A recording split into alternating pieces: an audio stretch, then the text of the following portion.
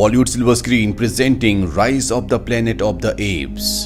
इस कहानी की शुरुआत में विल नाम के एक वैज्ञानिक को दिखाया जाता है जो अपने पिता जिनको अल्जाइमर की बीमारी है उनके लिए किसी भी कीमत पर अल्जाइमर की दवा बनाना चाहता है और जल्दी वो इसमें कामयाब भी हो जाता है। लेकिन इंसानों पर इस दवा को टेस्ट करने से पहले एक चिंपैंजी पर इसे टेस्ट किया जाता है, जिसके बाद वो चिंपैंजी बहुत ज्यादा इंटेलिजेंट हो जाता है। विल जब उसकी इंटेलिजेंसी देखता है तो उसे बहुत खुश होती है और अब वो इस दवा को इंसानों के ऊपर इस्तेमाल करना चाहता है। सबसे पहले वो ये बात अपने सीनियर को बताता है और इसके बाद बोर्ड ऑफ मेंबर्स की एक मीटिंग रखी जाती है जहां पर वो अपनी प्रेजेंटेशन दे रहा होता है। विल की इस नई दवा से सबके सब बहुत खुश होते हैं क्योंकि इसके रिजल्ट्स बहुत ज्यादा पॉजिटिव थे। वहीं उस चिंपैंजी को दिखाया जाता है जिसके ऊपर विल की दवा को इस्तेमाल किया गया था। वहां पर एक वर्कर आता है जो उसे वहां से जबरदस्ती अपने साथ दूसरी जगह ले जाना चाहता है, जिससे चिंपैंजी को बहुत गुस्सा आता है। वो उस वर्कर का हाथ पकड़ लेता है और इसके बाद वहां से निकलकर चारों तरफ तोड़फोड़ करना शुरू कर देता है और उस जगह पहुंच जाता है जहां पर बोर्ड ऑफ मेंबर्स की मीटिंग चल रही होती है।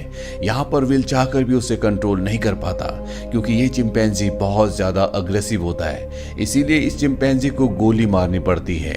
और अब चिंपैंजी की मौत के साथ साथ विल का ये पूरा का पूरा एक्सपेरिमेंट भी पूरी तरह से खत्म हो गया है। उसे इस दवा को इंसानों के ऊपर इस्तेमाल करने की इजाजत नहीं दी जाती। हालांकि विल अपने सीनियर को यानी कि बॉस को कन्विंस करने की कोशिश करता है कि मेरी दवा में कोई प्रॉब्लम नहीं है, लेकिन उसका बॉस साफ साफ मना कर देता है। वो कहता है कि अगर तुम्हारी दवा में प्रॉब्लम नहीं होती तो चिंपैंजी इतना ज्यादा अग्रेसिव नहीं होता। हमें बाकी चिंपैंजीज को भी मारना होगा जिनके ऊपर तुमने दवा को इस्तेमाल किया था।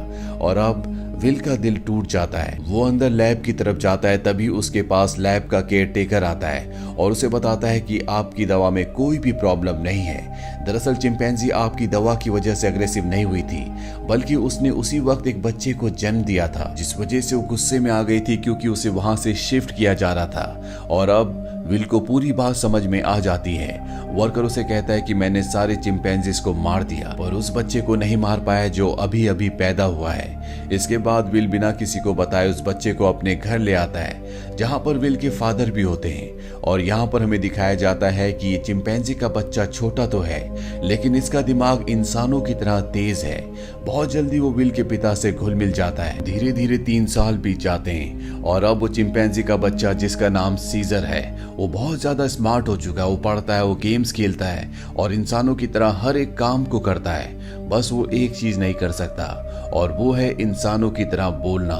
वहीं विल के पिता को दिखाया जाता है जिनकी अल्जाइमर बीमारी की वजह से दिमागी हालत अब बहुत ज्यादा खराब हो चुकी है। यहाँ तक कि उनकी नर्स भी उनका ध्यान रखने से मना कर देती है। वो विल से कहती है कि तुम्हारे पिता को अब हॉस्पिटल की जरूरत है, घर पर उनकी टेक केयर नहीं की जा सकती। विल को इस बात से बहुत दुख होता है और अगले दिन जब वो लैब में जाता है तो उस दवा को लेकर आता है जो उसने सीजर की मॉम को और बाकी चिंपैंजीज को दी थी, जो उसने अल्जाइमर के लिए बनाई थी। वो जानता है कि उसके पिता का बचना अब नामुमकिन है, इसीलिए वो रिस्क लेता है और अपने पिता को अल्जाइमर की वो दवा दे देता है। ये पहले इंसान होते हैं जिनके ऊपर इस अल्जाइमर की दवा को यूज किया होता है। और अगली सुबह जब विल उठता है तो देखता है कि उसके पिता पियानो बजा रहे हैं, वो पूरी तरह से ठीक हो चुके हैं। विल को देखकर बहुत खुशी होती है, यानी उसकी दवा ने उसके पिता को पूरी तरह से ठीक कर दिया है। वहीं हमें सीजर को दिखाया जाता है जो खिड़की से कुछ बच्चों को साइकिल चलाते हुए देखता है। सीजर का भी मन करता है कि वो भी उन बच्चों की तरह साइकिल चलाए, इसीलिए वो पड़ोस के घर में चला जाता है और उस घर का मालिक उसे देख लेता है, इसीलिए बेसबॉल का बैट लाकर वो उस पर हमला करता है। लेकिन इससे पहले कि वो उसे बुरी तरह से मारता, यहाँ पर विल और उसके पिता आ जाते हैं। विल उन्हें समझाने की कोशिश करता है कि ये सिर्फ खेलने की कोशिश कर रहा था, ये हार्मफुल नहीं है। और वो कहता है कि मेरे बच्चों को नुकसान पहुंचा सकता है और अगर ये चिंपैंजी का बच्चा दोबारा यहाँ पर आया तो मैं इसे मार दूंगा। अब यहाँ पर सीजर के पैर पर चोट लग गई होती है, इसीलिए विल उसे डॉक्टर कैरोलाइन के पास ले जाता है। और जब कैरोलाइन उसका इलाज करती है तो उसे पता चलता है कि ये बहुत ज्यादा इंटेलिजेंट है क्योंकि वो चिंपैंजी यानी कि सीजर विल से इशारों में बात कर रहा होता है। दरअसल सीजर को साइन लैंग्वेज आती है और जल्दी वो डॉक्टर कैरोलाइन से भी दोस्ती कर लेता है। अब डॉक्टर कैरोलाइन को सीजर बहुत ज्यादा पसंद आता है, इसीलिए वो विल के घर आना शुरू कर देती है, जहां उसे पता चलता है कि सीजर हमेशा घर पर रहता है, उसे बाहर नहीं ले जाया जाता। इसीलिए सीजर हमेशा खिड़की से बाहर देखता रहता है। इसीलिए कैरोलाइन विल से कहती है कि हमें इसे बाहर ले जाना चाहिए और विल और कैरोलाइन अब सीजर को पास के एक जंगल में जिसका नाम रेडवुड है वहां ले जाते हैं, जहां कर सीजर को बहुत अच्छा लगता है। और इसी तरह से 2 साल और बीत जाते हैं और अब विल और कैरोलाइन एक दूसरे के साथ रिलेशनशिप में आ चुके हैं। सीजर भी अब बड़ा हो चुका है और हमेशा ये रेडवुड में आते हैं। और एक दिन जब ये तीनों के तीनों रेडवुड में होते तभी वहां पर एक फैमिली आती है जिनके पास एक डॉग होता है जिसके गले में पट्टा होता है, जो देखकर सीजर उदास हो जाता है क्योंकि उसके गले में भी पट्टा होता है। वो विल से इशारों में पूछता है, क्या मैं तुम्हारा पालतू जानवर हूँ? इससे विल को बहुत दुख होता है। वो कहता है कि तुम मेरे पालतू नहीं हो, तुम मेरे बेटे हो। और अब सीजर अपने बारे में जानना चाहता है कि वो कौन है, वो कहां से आया है। इसीलिए विल सीजर को अपनी लैब के बाहर ले जाता और बताता है कि तुम्हारी मॉम यहाँ पर थी, हमने उसके ऊपर एक दवा का इस्तेमाल किया था और उसी दवा की वजह से आज तुम इतने ज्यादा इंटेलिजेंट हो। और अब सीजर को अपने बारे में सब कुछ पता चल चुका है। इसके बाद एक घर आते हैं जहाँ पर विल के पिता को दिखाया जाता है जिनकी अल्जाइमर की बीमारी अब पहले जैसे वापस हो चुकी है, क्योंकि जो दवा विल उन्हें दे रहा था अब उसने उनके दिमाग पर, उनके शरीर पर काम करना बंद कर दिया। इस बात से विल परेशान होता है और जब विल घर पर नहीं होता तो विल के पिता को दिखाया जाता है जो अपनी गाड़ी ड्राइव करने के लिए जाते हैं, लेकिन अल्जाइमर बीमारी की वजह से वो भूल चुके होते हैं कि गाड़ी को ड्राइव कैसे किया जाता है। इसीलिए वो अपने पड़ोसी की गाड़ी पर टक्कर मार देते हैं जिस वजह से उनका पड़ोसी बाहर आता है। ये वही पड़ोसी है जिसने बचपन में सीजर को मारा था और अब वो विल के पिता को कॉलर पकड़कर गाड़ी से बाहर निकालता है, उन्हें मारने लगता है। और जब सीजर खिड़की से देखता है तो वो अपने आप को कंट्रोल नहीं कर पाता, वो बाहर आता और उस पर हमला कर देता है। सीजर इतना गुस्से में आ गया होता है कि वो उस पड़ोसी की उंगली काट लेता है। इसीलिए कोर्ट ये फैसला करती है कि अब इस चिंपैंजी को, यानी कि सीजर को घर पर नहीं रखा जा सकता। एनिमल कंट्रोल वाले उसे उस जगह ले जाते हैं जहां पर और भी चिंपैंजीज रहते हैं। हालांकि सीजर उस जगह नहीं रहना चाहता, लेकिन अब विल मजबूर है और वो कहता है कि तुम्हें अब यहीं पर रहना होगा। इस बात से सीजर को बहुत दुख होता है। वहीं विल के पिता को दिखाया जाता है जो अब पूरी तरह से अल्जाइमर के एक बार फिर से पेशेंट बन चुके हैं और विल चाहता है कि वो पहले से भी ज्यादा स्ट्रॉन्ग दवा बनाए ताकि वो अपने पिता की बीमारी को हमेशा के लिए ठीक कर दे। और ये बात वो अपने बॉस को बताता है। वो बताता है कि वो दवा जो मैंने पहले बनाई थी, मैंने अपने पिता के ऊपर इस्तेमाल की थी, वो पूरी तरह से ठीक हो गए थे और वो दवा इतनी स्ट्रॉन्ग नहीं थी कि मेरे पिता की बीमारी को पूरी तरह से ठीक कर पाती और अब मैं स्ट्रॉन्ग दवा बनाना चाहता हूँ। उसका बॉस उसे इजाजत दे देता है और जल्दी विल दवा बना लेता है और अब उस दवा को एक चिंपैंजी के ऊपर इस्तेमाल करने की तैयारी की जाती है। और जब दवा को उसकी बॉडी में इंजेक्ट किया जा रहा होता है तभी एक पाइप निकल जाता है। वहां पर इनका एक कोवर्कर होता है जिसका नाम फ्रैंकलिन है। दवा की कुछ गैस उसकी नाक के अंदर चली जाती है क्योंकि उसने मास्क नहीं पहना होता और अब उस दवा को चिंपैंजी को दिया जाता है, जिसके बाद वो चिंपैंजी बहुत ज्यादा इंटेलिजेंट हो जाता है, यानी कि इनकी ये दवा भी कामयाब हो गई। जिसके बाद विल और कैरोलाइन सीजर से मिलने के लिए जाते हैं जिसे बहुत ही छोटे पिंजरे के अंदर कैद किया होता है। यहाँ पर सीजर के हाथ में चोट भी लगी होती है जिससे विल को बहुत गुस्सा आता है और वहां के कर्मचारियों को धमकी देता है कि अगर तुमने इसके साथ कोई भी गलत सलूक किया तो मैं तुम्हारी इस जगह को बंद करवा दूंगा। हालांकि सीजर अब यहाँ से घर वापस जाना चाहता है, लेकिन विल उसे कहता है कि जब तक कोर्ट मुझे इजाजत नहीं देती मैं तुम्हें घर वापस नहीं ले जा सकता।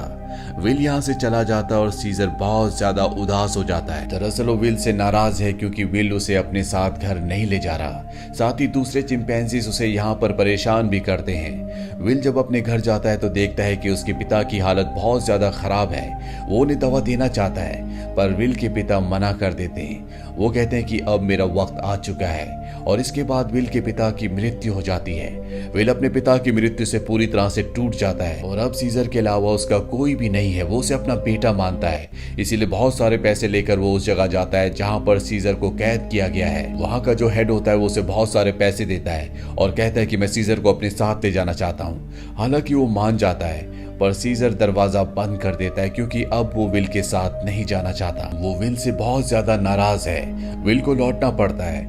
अब इस जगह काम करने वाले एक लड़के के कुछ दोस्त यहाँ पर चिंपैंजीज को देखने के लिए आते हैं और जब उनमें से एक लड़का सीजर के पास आता है तो सीजर उसे पकड़कर अपनी तरफ खींचता है और उसकी जेब से चाकू निकाल लेता है, जिस चाकू से रात को अपना केज खोलकर एक दूसरे केज के पास जाता है जिसके अंदर एक ओरेंगुटून को बंद किया है जो कि सर्कस से है और सीजर इसका दोस्त है क्योंकि दोनों के दोनों इशारों में बात कर सकते हैं। वो इसे आजाद करवाता है और सीधा विल के घर जाता है जहां पर उसे वो नई दवा मिल जाती है जो विल ने अल्जाइमर के नए पेशेंट्स के लिए बनाई थी और अब उस दवा को लेकर वापस वो उसी जगह आ जाता है जहां पर बाकी चिंपैंजीज को कैद किया गया है और वहां पर उस दवा को खोल देता है जिससे सारी की सारी गैस चिंपैंजीज इनहेल कर लेते हैं, जिसके बाद सब के सब चिंपैंजीज सीजर की तरह इंटेलिजेंट हो जाते हैं। उनके अंदर सोचने समझने की शक्ति आ जाती है। लेकिन फ्रैंकलिन जिसने गलती से इस दवा को इनहेल कर लिया था उसकी मौत हो जाती है। इसका मतलब ये है कि ये दवा सिर्फ चिंपैंजीज पर असर करती है, इंसानों पर इसका गलत असर होता है। वहीं सीजर को दिखाया जाता है जो अब बाकी चिंपैंजीज के साथ उस जगह से भागना चाहता है, लेकिन तभी वहां का एक वर्कर जो सभी चिंपैंजीज को बहुत टॉर्चर किया करता था वो आ जाता है और जब वो अपनी करंट वाली स्टिक से उन्हें करंट लगाने की कोशिश करता है तो सीजर उसका हाथ पकड़ लेता है। वो कहता है कि अपने गंदे हाथ मुझसे दूर रखो और यहाँ पर पहली बार सीजर बोलता है नो। इसके बाद सीजर पंच मारकर उसे वहीं पर गिरा देता है और बाकी सभी चिंपैंजीज को आजाद कर देता है और वो वर्कर उठकर एक बार फिर से अपनी इलेक्ट्रिक स्टिक लेकर इनकी तरफ बढ़ता है, लेकिन सीजर उस पर पानी फेंक देता है जिससे उसकी करंट लगने से मौत हो जाती है। इसके बाद सीजर सभी चिंपैंजीज को लेकर जू पहुंच जाता है। वहां के सभी चिंपैंजीज को ये आजाद करके अपनी टीम में शामिल कर लेते हैं और अब इस सब के सब विल की लैब में पहुंच जाते हैं। वहां पर भी बहुत सारे चिंपैंजीज होते हैं, ये उन्हें भी आजाद कर देते हैं और अब इन सब की एक टीम बन चुकी है और ये इंसानों के खिलाफ हैं। वहीं विल जिसे सीजर की बहुत ज्यादा चिंता होती है वो उस जगह कॉल करता है जहां पर सीजर को कैद कर रखा गया था और उसका कॉल कोई रिसीव नहीं करता। इसीलिए वो कैरोलाइन के साथ वहां पर पहुंच जाता है जहां पर एक जख्मी वर्कर होता है। वो उससे पूछता है कि यहाँ पर क्या हुआ। वो बताता है कि तुम्हारा चिंपैंजी सबको अपने साथ लेकर चला गया और वो पहली बार बोला भी था। और अब विल को समझ जाता है कि सीजर कहाँ गया होगा और अब विल समझ जाता है कि सीजर अपने सभी साथियों के साथ रेडवुड जा रहा है जहां पर बचपन में वो उसे ले जाया करता था। सीजर अपने साथियों के साथ रेडवुड की तरफ बढ़ रहा होता है। रास्ते में एक ब्रिज आता है जहां पर पुलिस इनका रास्ता रोक लेती है और इसके बाद चिंपैंजीज के और पुलिस के बीच में घमासान फाइट होती है। इनके ऊपर हेलीकॉप्टर से भी हमला किया जाता है और जब सीजर को नुकसान पहुंचने वाला होता है कि तभी यहाँ पर एक गोरिल्ला जिसका नाम बक होता है वो हेलीकॉप्टर के ऊपर कूद जाता है और हेलीकॉप्टर को क्रैश कर देता है जिससे उसकी जान चली जाती है। और तभी वहां पर चिंपैंजी कोबा आता है जो उस आदमी को मार देता है जो हेलीकॉप्टर से इन पर गोलियां चला रहा था। दरअसल कोबा वो चिंपैंजी है जिसकी बॉडी में लैब में नई दवा को इंजेक्ट किया गया था। और अब ये सब के सब रेडवुड पार्क पहुंच जाते हैं जहां पर विल भी कुछ देर में पहुंच जाता है। वो सीजर को आवाज लगाता है। एक दूसरा चिंपैंजी विल के ऊपर हमला करने वाला होता है कि सीजर उसे रोकता है। विल सीजर से कहता है कि तुम मेरे साथ घर चलो, नाराजगी छोड़ दो, नहीं तो पुलिस तुम सबको मार देगी। सीजर विल को अपने गले लगाता है और उसके कान में कहता है कि अब यही मेरा घर है। और विल समझ जाता है कि सीजर को उसकी दुनिया मिल चुकी है, वो उसके साथ लौटकर नहीं आएगा। इसीलिए विल इस जगह से चला जाता है और अब सीजर और उसके साथियों की ये एक नई दुनिया है। वो अपने सभी साथियों का यानी कि अपने ग्रुप का लीडर है। वही हमें विल के पड़ोसी को दिखाया जाता है जिसकी उंगली सीजर ने काटी थी। दरअसल ये एक पायलट होता है जो कि इंटरनेशनल फ्लाइट्स उड़ाता है और इसकी नाक से अब ब्लड निकलता है। दरअसल फ्रैंकलिन जो विल का कोलीग था जिसकी नई दवा के वायरस से मौत हो गई थी, वो दरअसल विल से मिलने उसके घर गया था, लेकिन तब उसकी मुलाकात इसी पड़ोसी से हुई थी। उसे खांसी आई थी जिससे खून के छींटे इसके ऊपर गिर गए थे और अब ये भी उस वायरस से इन्फेक्टेड है। ये इंटरनेशनल फ्लाइट्स उड़ाता है, इसका मतलब ये वायरस पूरी दुनिया में फैला देगा जिससे पूरी दुनिया बदल जाएगी। और होता भी ऐसा ही है। इस मूवी का सेकंड पार्ट जो सन 2014 में आया था उसमें दिखाया जाता है कि वायरस को फैले हुए आज 10 साल हो चुके हैं और अर्थ से इंसानों की बहुत बड़ी आबादी खत्म हो चुकी है। अब वही जिंदा रहता है जो जेनेटिकली इस बीमारी से, इस वायरस से इम्यून है। और ऐसा 500 बच्चों में एक ही बच्चा होता है जो जेनेटिकली इस बीमारी, इस वायरस से इम्यून हो। वहीं चिंपैंजीज को रेडवुड में दिखाया जाता है जो सैन फ्रांसिस्को के पास है। वो अब भी सभी चिंपैंजीज का लीडर है और अब पिछले 10 सालों में चिंपैंजीज पहले से भी ज्यादा स्ट्रॉन्ग और विकसित हो चुके हैं। इनका अपना एक इलाका है जहां पर इंसान नहीं आ सकते। सीजर का भी अब बेटा हो चुका है जिसका नाम ब्लू आई है। और एक दिन सीजर का बेटा जब अपने दोस्त के साथ जंगल में घूम रहा होता है तभी उनके सामने एक इंसान आ जाता है जो जंगल में अपनी टीम के साथ हाइड्रो इलेक्ट्रिक डैम देख रहा होता है ताकि पूरे शहर को इलेक्ट्रिसिटी दोबारा से दी जा सके। और ये जो डैम होता है ये चिंपैंजीज के इलाके में है। और अब वो आदमी जब सीजर के बेटे ब्लू आई और उसके दोस्त को देखता है तो डर जाता है और अपनी गन निकाल लेता है। सीजर का बेटा भी गुर्राने लगता है। वो आदमी डर कर गोली चला देता है जिससे सीजर के बेटे का दोस्त जख्मी हो जाता है। गोली की आवाज सुनकर सभी चिंपैंजीज यहाँ पर आ जाते हैं। साथ ही जिस आदमी ने गोली चलाई होती है उसके भी साथी जो यहाँ पर डैम को ढूंढ रहे होते हैं। चिंपैंजीज इन्हें मारना चाहते हैं लेकिन सीजर जो कि सबसे समझदार है वो सबको शांत करता है। इंसानों के ग्रुप का लीडर जिसका नाम मैल्कम है वो सीजर से बात करता है। वो उसे बताता है कि हम यहाँ पर किसी को नुकसान पहुंचाने के लिए नहीं आए। सीजर उन्हें कहता है कि आज के बाद यहाँ पर मत आना, तुम सब यहाँ से चले जाओ। अब वो सब के सब यहाँ से चले जाते हैं और इन्हीं चिंपैंजीज में जो कोबा होता है जिसके ऊपर कभी इंसानों ने एक्सपेरिमेंट किए थे, जो इंसानों से बहुत ज्यादा नफरत करता है, वो सभी चिंपैंजीज से कहता है कि इंसान दोबारा से हमारी टेरिटरी में आ गए हैं, वो हमें नुकसान पहुंचाएंगे। इन्होंने एक्सपेरिमेंट के दौरान मुझे बहुत तकलीफ पहुंचाई थी और मैं नहीं चाहता कि मेरे साथियों के साथ भी ऐसा ही हो, इसीलिए इंसानों को हमें अपनी ताकत दिखानी होगी। और सीजर भी अब उसकी बातों में आ जाता है और ये सब तय करते हैं कि ये इंसानों की बस्ती में जाएंगे। और अब सीजर जो सबसे आगे घोड़े में होता है उसके साथ सभी चिंपैंजीज इंसानों के इलाके में जाते हैं। यहाँ पर दिखाया जाता है कि जो पहले खूबसूरत शहर हुआ करता था अब वो उतना खूबसूरत नहीं है। यहाँ पर टेक्नोलॉजी और बहुत सारी चीजें अब पूरी तरह से खत्म हो चुकी है और सीजर अपनी पूरी सेना को लेकर इंसानों के इलाके में पहुंच जाता है, जहाँ पर मैल्कम एक बार फिर से सीजर के सामने आता है और वो सीजर से कहता है कि हम तुमसे माफी मांग चुके हैं। सीजर कहता है कि आज के बाद अगर हमारे इलाके में कोई भी आया तो हम उसे मार देंगे। हम जंग नहीं चाहते, लेकिन अगर इंसानों ने पहल की तो हम किसी को नहीं छोड़ेंगे। यहाँ पर कोबा भी है। कोबा चाहता है कि वो इंसानों से जंग लड़े, लेकिन सीजर इंसानों को वार्निंग देकर यहाँ से पूरी सेना के साथ निकल जाता है। वही मैल्कम को दिखाया जाता है जो परेशान होता है क्योंकि जिस पावर प्लांट की इन्हें जरूरत है जिससे पूरे शहर में इलेक्ट्रिसिटी आएगी वो सीजर के यानी कि चिंपैंजीज के इलाके में है, जिस तक पहुंचकर इन्हें उसे ठीक करना होगा, तभी यहाँ पर बिजली आ सकती है। मैल्कम अपने सीनियर से बोलता है कि हमें वहां पर जाना होगा, मुझे एक और मौका चाहिए, मैं एक ग्रुप लेकर वहां पर जाना चाहता हूं, मैं सीजर से बात करूंगा।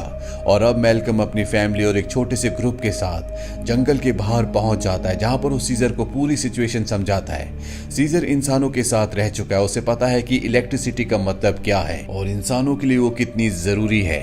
सीजर कहता है कि एक शर्त पर तुम अंदर आ सकते हो, तुम्हें सारे हथियार हमारे हवाले करने होंगे। मैल्कम मान जाता है और अब अपनी टीम के साथ वो उस जगह पहुंच जाता है जहां पर पावर प्लांट है और इसके बाद ये यहाँ पर काम करना शुरू कर देते हैं। मैल्कम की वाइफ और उसका बेटा चिंपैंजीज के बच्चों से बहुत जल्दी घुल मिल जाते हैं और जब ये पावर प्लांट पर काम कर रहे होते हैं तभी एक चिंपैंजी को वहां पर छुपी हुई एक गन मिलती है और वो गन वो लेकर जाता है सीजर के पास। और जब सीजर को पता चलता है कि इंसान अपने साथ छुपाकर यहाँ पर गन लाए हैं तो उसका गुस्सा एक बार फिर से भड़क जाता है और वो मैल्कम और उसके साथियों को कहता है कि तुम जंगल छोड़कर चले जाओ। लेकिन तभी सीजर को पता चलता है कि उसकी पत्नी जो बहुत वक्त से बीमार थी, मैल्कम की पत्नी ने उसे दवा दी थी जिससे वो पूरी तरह से ठीक हो गई। सीजर ये देखने के बाद इंसानों को एक मौका और देता है। वो कहता है कि तुम्हारे पास एक दिन और है, तुम इस पूरे पावर प्लांट को ठीक कर सकती हो और उसके बाद यहाँ से चले जाना। दरअसल मैल्कम का एक साथी जो कि एक्स पुलिस ऑफिसर है, उसे चिंपैंजीज पर बिल्कुल भरोसा नहीं है, वो उनसे नफरत करता है। वही यहाँ पर गन्स लेकर आया होता है और इनके पास और भी गन्स होती हैं और जब ये गन्स एक दूसरे को पास कर रहे होते हैं तो ऊपर से कोबा देख लेता है। वो गुस्से से भर जाता है क्योंकि कोबा भी इंसानों से नफरत करता है और वो सीजर के पास जाता है। वो उसे बताता है कि इंसानों के पास और भी हथियार हैं, तुम्हें उन्हें हमारी टेरिटरी से निकाल देना चाहिए। सीजर उसे कहता है कि तुम्हें धीरज रखना चाहिए। इस बात से कोबा को गुस्सा आ जाता है। वो कहता है कि तुम्हें अपने साथियों की चिंता नहीं है, तुम इंसानों से प्यार करते थे क्योंकि तुम भी उन्हीं में से एक हो। और अब सीजर को इस बात पर गुस्सा आ जाता है। वो कोबा पर हमला कर देता है, उसे बहुत बुरी तरह से जख्मी कर देता है। कोबा यहाँ से सीधा उस जगह जाता है जहां पर इंसान और उनके हथियार हैं। वो वहां से इंसानों के हथियार लेता है और बहुत सारे इंसानों को मार देता है और उन्हें मारने के बाद वापस वो अपने इलाके में आता है, यानी कि जंगल के अंदर, जहां पर वो कई घरों को आग लगा देता है। साथ ही वो सीजर को भी गोली मार देता है। सीजर वहीं झाड़ियों में गिर जाता है और अब वो सब चिंपैंजीज के पास जाता है और कहता है कि इंसानों ने हमारे लीडर को यानी कि सीजर को मार दिया, वो हम पर हमला कर रहे हैं, हमें उन्हें सबक सिखाना होगा। दरअसल कोबा इंसानों के खिलाफ जंग का ऐलान कर देता है। साथ ही वो ये भी ऐलान करता है कि अब मैं तुम सबका लीडर हूँ। उसे सब लीडर मान लेते हैं और इंसानों से जंग लड़ने के लिए तैयार हो जाते हैं। वही इंसानों को दिखाया जाता है जहां उनके घरों में अब लाइट आ चुकी होती है क्योंकि पावर प्लांट ठीक हो चुका है। वो सब एक साथ मिलकर एंजॉय कर रहे होते हैं। वहीं सीजर अपनी पूरी की पूरी सेना के साथ उस जगह पहुंच जाता है जहां पर इंसानों के हथियार हैं। सबसे पहले इंसानों के हथियार को लूटते हैं और इसके बाद उन्हीं हथियारों से इंसानों के ऊपर हमला कर देते हैं। कई इंसानों को मार दिया जाता है।